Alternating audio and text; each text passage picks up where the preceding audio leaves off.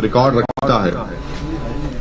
उन्होंने कहा कि बीजेपी में ऐसे कई एमपी एमएलए हैं जो जिनके खिलाफ महिलाओं के खिलाफ मुकदमा है, 30% उसमें सीरियस चार्जेस हैं उनके ऊपर, और बीजेपी की जो अलाई जेडीयू है उसमें 81% एमपीज के ऊपर क्रिमिनल चार्जेस हैं।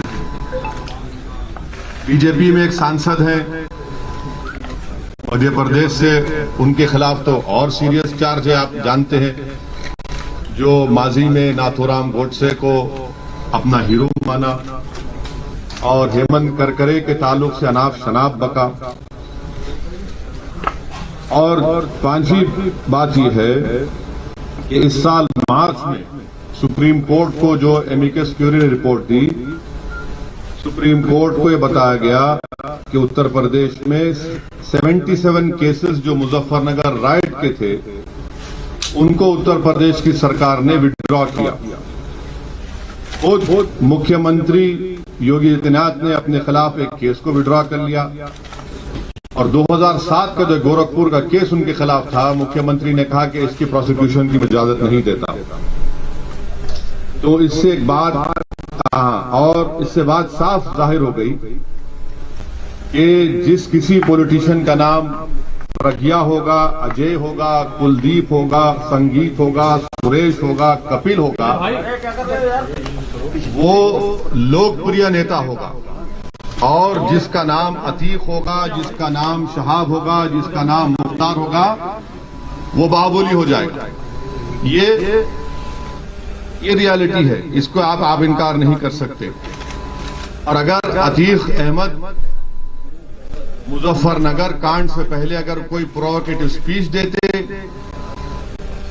और गोरखपुर में कोई और भाषण दे देते और उसके बाद गड़बड़ हो जाती, तो हो सकता या फिर उनका उस समाज से ताल्लुक होता जिसके पास सत्ता है, तो यकीनन उनके खिलाफ भी केसेस विड्रॉ हो जाते।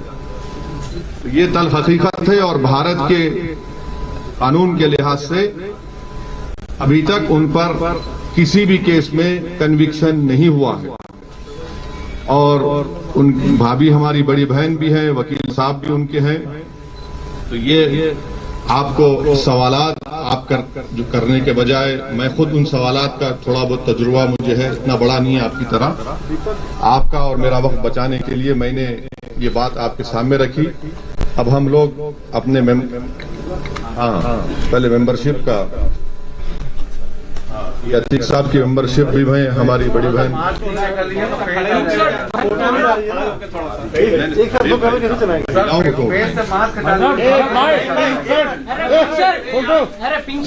अतीक साहब की मेंबरशिप का दे रहे हैं।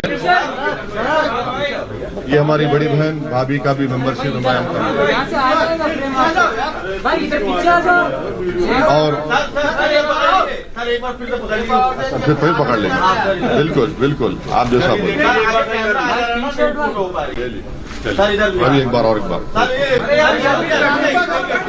आप ले लीजिए हमारा, वो आपको आप देख लीजिए, आपकी बरादरी है। तो मैं अब हाँ इधर की देख लीजिए।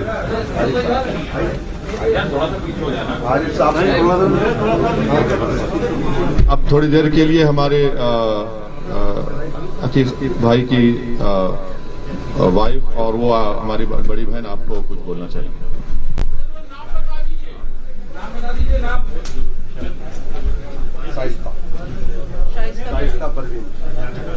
भाई पिंक शर्ट आप एक मिनट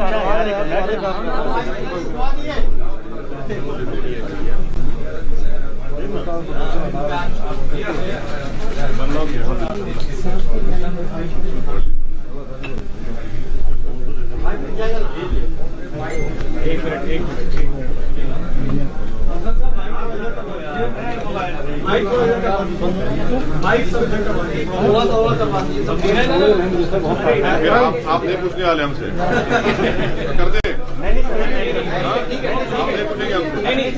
ठीक है। हमसे नहीं पूछे जाए तो माइक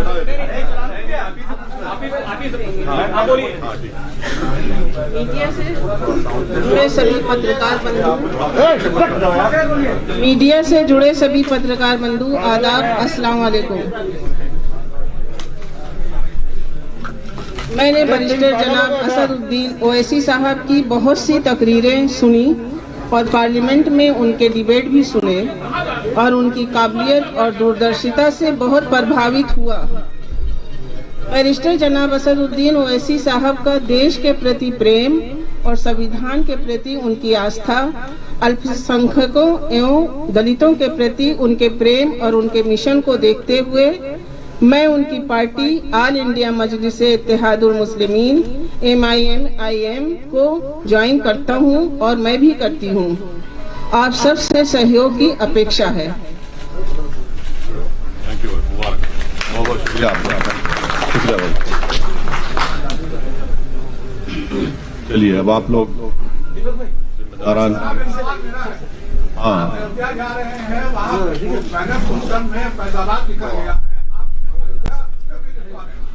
लिखना लिखेंगे। डिस्ट्रिक्ट है, अयोध्या लिखा है उसमें, हमारे शौकत साहब पीछे खड़े हैं, प्रेसिडेंट अयोध्या लिखा है।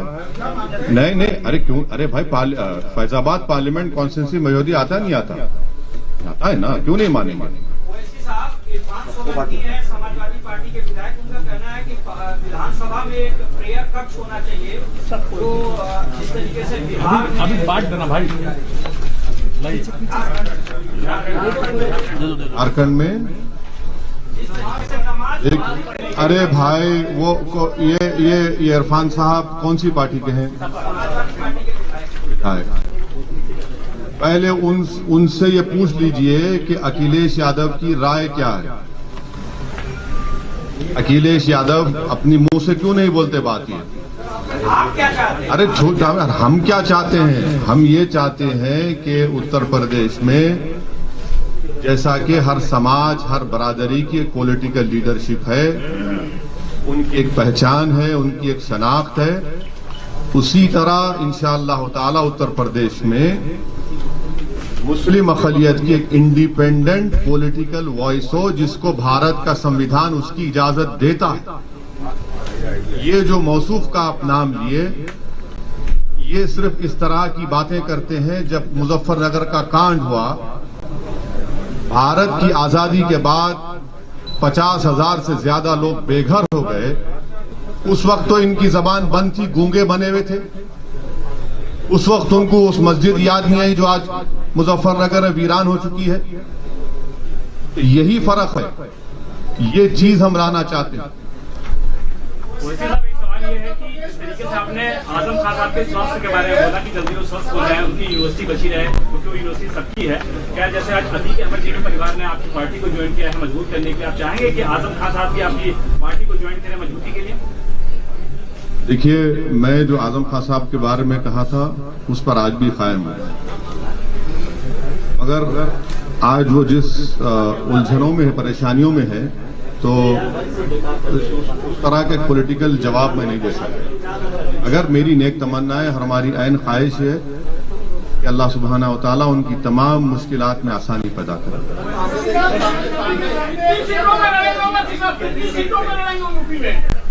हमारे उत्तर प्रदेश के प्रेसिडेंट जनाब शौकत साहब ने पहले ही आप लोगों को बताया है कि हम लोग आने वाले विधानसभा में 100 सीट पर लड़ने की पूरी तैयारी कर रहे हैं।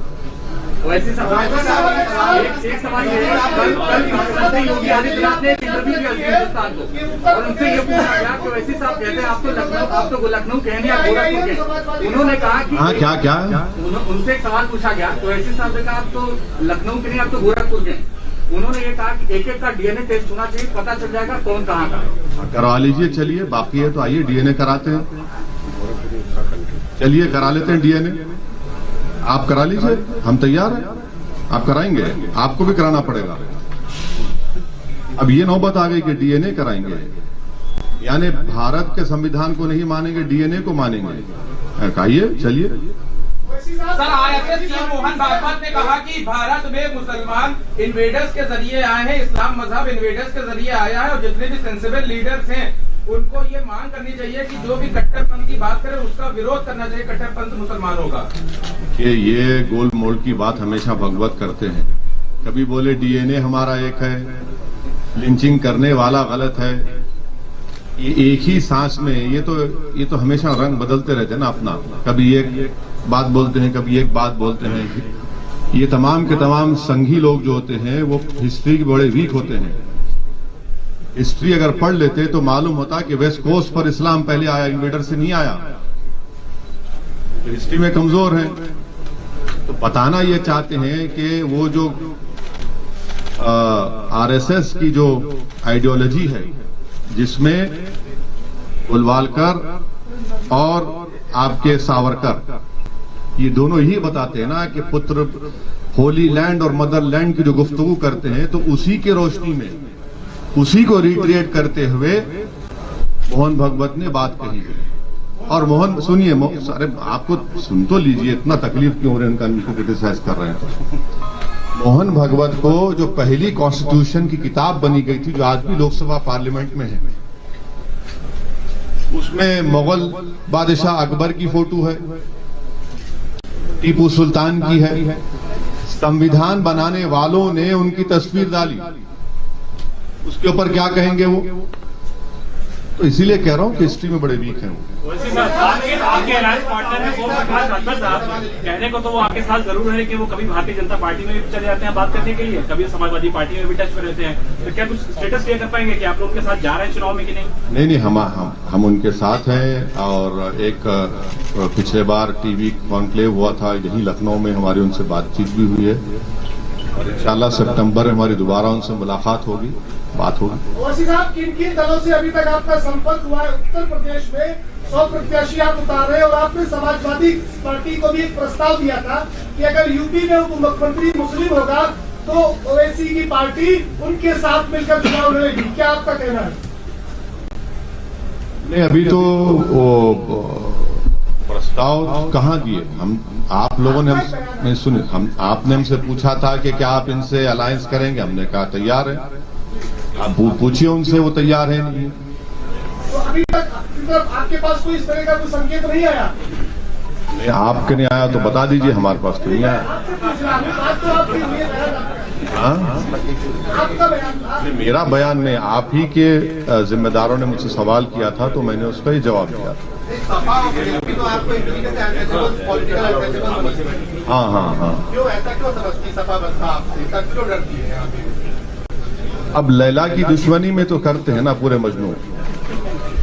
तो इनको लगता है कि सपा को या जो भी बीएसपी अगर एक ऐसा हमको अनटचेबल बनाना चाहती है तो हमको कोई एतराज नहीं है। हम उत्तर प्रदेश की जनता में जाएंगे और उनको भी पैगाम देंगे कि देखिए ये हमको अनटचेबल बना रहे हैं। और मकसद, परेशानी इनको इस बात की है कि जब हम ये कहते हैं कि 19% मुसलमान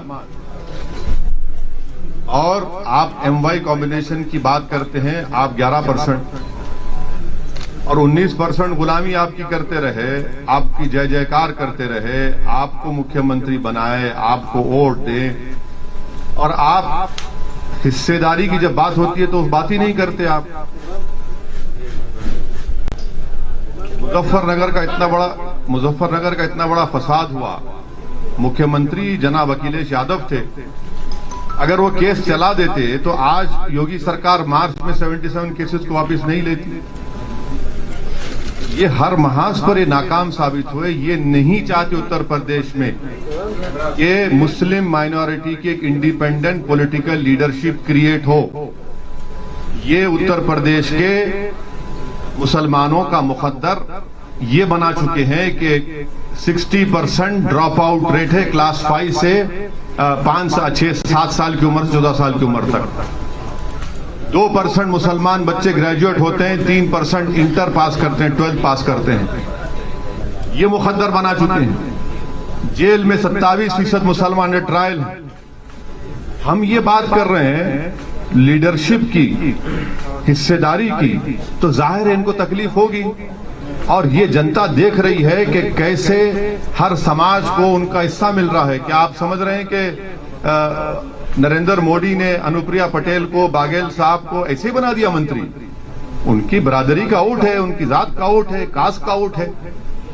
तो ये पूरे हर कास्ट की पॉलिटिकल लीडरशिप आइडेंटिटी बन चुकी है। जब बात मुस्लिम्स की आती है और मुसलमानों में ओबीसी मुसलमान की बात आती है तो सब कहते हैं नहीं नहीं, इससे कम्युनलिज्म बढ़ेगा। कम्युनलिज्म बढ़ रहा है, बीजेपी जीत रही है। तो अखिलेश यादव और एसपी और बीएसपी ने मिलकर अलायंस किया था, तब भी बीजेपी जीत गई। इसका जिम्मेदार कौन है फिर? मैं हूं, ये मेरी पार्टी है। मुसलमान ने तो आपको झोली भर भर कर वोट दिया, फिर कहां गया वोट? क्यों नहीं जीत पाए?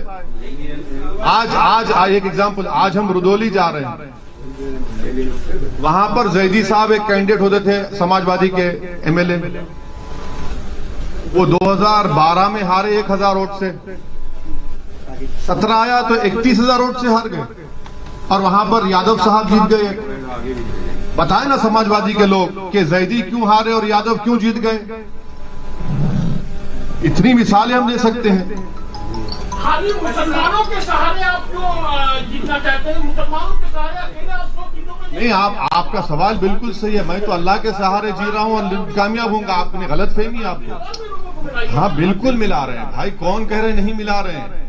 आपने कहा कि आगे क्या करेंगे, हम तो बिल्कुल चाह रहे हैं। अभी हम राजभर साहब के साथ हैं, मुख्तलिफ हमारे ओबीसी ऑर्गेनाइजेशंस के साथ हैं, पार्टीज के साथ हैं। हाँ हाँ, राजा भैया की बात कर रहे हैं। जब राजा यहाँ बैठा है ना आपके सामने, हम खुद बैठे हैं भाई, क्यों आप बात कर रहे हैं? वैसे सर, बिहार का उदाहरण आपके सामने है। विपक्ष के बिखराव के चलते ब्रिटिश की सरकार बनी। क्या लगता है उत्तर प्रदेश में जिस तरह से फिर से आप गलत सवाल कर रहे हैं। आप स्टडी करके देखिए, आप एक जिम्मेदार जर्नलिस्ट हैं। नहीं, आपको जिम्मेदार है, आप बड़े पढ़े लिखे हैं, आपको थोड़ा रिसर्च करना चाहिए। कितने अच्छा, अब ठीक है, चलिए अब आपसे बहस हो गया। अब बताइए कितने सीट है मैम लड़ी? बिहार में आप 5 सीटें से जीते। लड़े कितने? अरे आपने 60-70 सीटों पे झूठ। अब अपना मजाक मत बनाइए। देखिए, मजाक मत बनाइए। आपकी झूठ साबित हो गई, आपकी झूठ साबित हो गई, आपकी झूठ साबित। छोड़ रहे, ठहरिए, अब सुनिए, अब सुनिए। देखिए, आपके इग्नोरेंस को तो हम नहीं हटा सकते, पर आपको बता रहे हैं। आपने कहा बिहार में 60-70 लड़े हम, आपने कहा ना अभी नहीं लड़े। सुनिए, नहीं लड़े, 20 लड़े, 19, चलिए जीते कितने? 5। बाकी 9 सीट पर गठबंधन जीत गया हमारे खिलाफ। 5 सीट, सुनिए 5 सीट पर एनडीए जीत गया, और 9 और 5 के अगर वोट्स मिला भी लेंगे आप, तब भी वो मेजॉरिटी के करीब नहीं है जो जीते वो लोग। मेरे भाई, जरा रिसर्च कर लीजिए। हम थम्स अप नहीं है, वो थम्स अप लीडरों का जमाना जा चुका है। हाँ, आपका सवाल ये है, हम समझ चुके आपका सवाल ये क्या है, और हमारा जवाब ये है कि हम लड़ेंगे इलेक्शन। हम किसी के गुलाम नहीं है, जर खरीद गुलाम नहीं है कि उनको जिताएंगे। हम बहुत 60 साल से सबको जिता रहे हैं, हम जीतेंगे इंशाल्लाह। उत्तर प्रदेश का मुसलमान जीतेगा। कब तक हम इनको कंधों में बिठाकर, कभी अपना बेटा बनाकर, कभी अपना भैया बनाकर, कभी अपना नेता बनाकर, कब तक इन लोगों को जिताते रहेंगे? हम क्या कोई खैती हैं? अब हम वोट डालेंगे, हम जीतेंगे। संविधान में इनको इजाजत है, और इसमें पेट में दर्द क्यों हो रहा है? वैसे साहब, कल मोहन भागवत साहब ने पुणे में एक बार फिर से ये कहा है कि हिंदू और मुसलमान के पूर्वज एक हैं। उन्होंने कहा कि हमारी एकता ही हमारा अतीत ही हमारी एकता का। हाँ, रणबीर साहब बोलिए ना। रणबीर, आप कहाँ हैं रणबीर भाई? दिख गया, बोलिए। मैं वो जवाब दे चुका हूँ सर उस पर। बीएसपी को आप कह रहे हैं कि झोली भर के मुसलमानों ने वोट दिया। दोनों को पिछले 2019 के लोकसभा के चुनाव में सीएसडीएस का डेटा है 2019 का कि 70% मुस्लिम्स वोटेड फॉर, 70% मुसलमानों ने बीएसपी और सपा को वोट दिया, और 50% के ऊपर हमारे हिंदू भाइयों ने बीजेपी को वोट दिया।